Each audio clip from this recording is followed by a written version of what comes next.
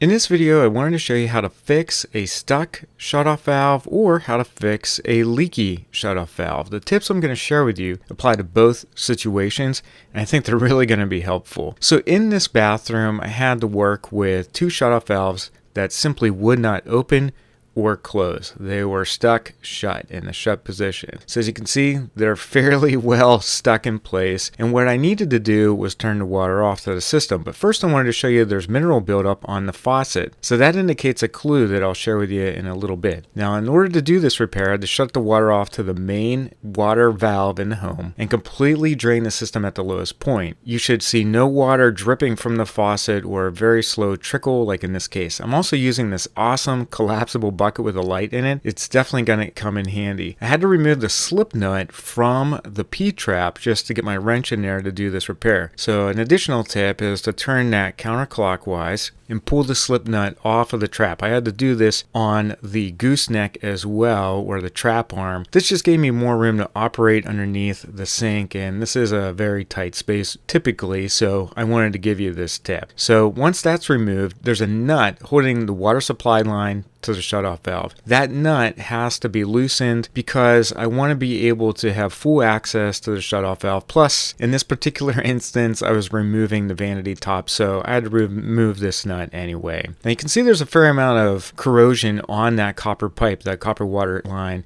And the shutoff valve that we're using here is from Brass Craft. It's a multi-angle shutoff valve, and that's going to be important for this tutorial because if you don't have this, you're probably not going to be able to do this repair, which involves a stem repair kit. This is a $4, literally a $4 stem repair kit that I bought at my local home store, and it fits the Brass Craft multi-angle shutoff valve. There's a screw that you need to turn counterclockwise. Now, it's best practice to hold the back of the shutoff valve with one hand and then turn that screw counterclockwise. This is going to remove the handle off of the original stem. You want to keep that handle, and this stem is brass, but we're going to be replacing it with a plastic one, which is fine. Then there's a bonnet nut that you want to turn counterclockwise. That bonnet nut keeps the stem in place up against the shutoff valve. You'll also need to remove a rubber gasket, but first you need to turn that stem counterclockwise, and that'll pull the rubber gasket and everything out. Now you can see we have a lot of mineral deposits on this stem, and that's what was preventing it from turning. If you have a lot of mineral deposits inside the valve, you want to clean those out using a wire brush. This is a wire brush you can get at pretty much any home store. Turn it counterclockwise once you get it in the whole way, and you can even shop vac out the shutoff valve. This is the new valve stem. Make sure that it has a rubber gasket on the end. That's going to be important so that the valve stem doesn't leak. You should be able to freely turn this inside the shutoff valve, both clockwise and counterclockwise. If you can't, you're going to have to clean that shutoff valve a little bit more. But leave it about partially inside the shutoff valve because you need to be able to access that here in a moment. There's a little plastic washer that goes on that should be seated in the valve, and then there's a rubber gasket that also goes inside the valve. That rubber gasket is going to be sealed up against the valve body by that bonnet nut. So you always want to keep the old bonnet nut. Don't throw that away. Hand tighten it till it won't go any further, and then you want to turn it another quarter to half turn with your wrench. I'm using a pliers wrench here by Knipex. Awesome. I love that wrench so much.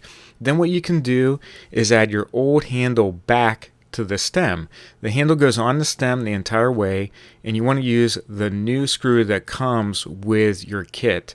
Make sure that that is completely turned clockwise so that the actual handle will fit on the ridges on the stem. Now this will turn completely clockwise or counterclockwise, so now I can turn this on and off freely, whereby I couldn't do it with the old valve stem.